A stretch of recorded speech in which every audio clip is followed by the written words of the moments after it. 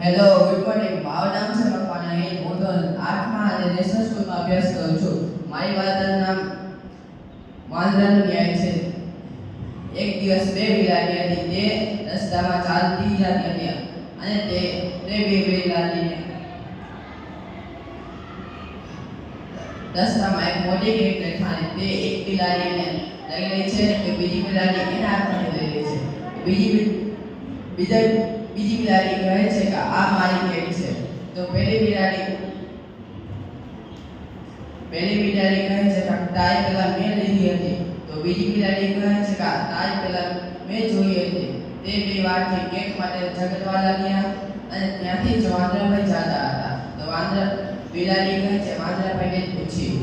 વાંદરાભાઈ કહે લાવો એ બે કેક, હું એ કેકનો અડધો ભાગ કરીને આપી દઈશ. તો ત્યાં એક વાંદરાભાઈ આવે અને કેકનો બે ભાગ કરે છે અને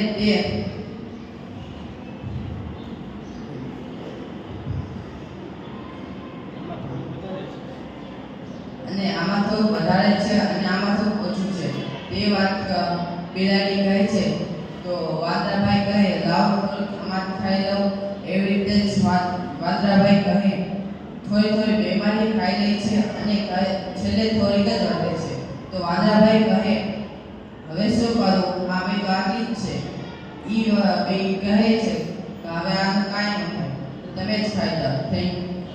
આ વાર્તાથી શીખ મળે છે કે કોઈની ઝઘડવું જોઈએ નહીં અને અડધો ભાગ કરવો જોઈએ. Thank you.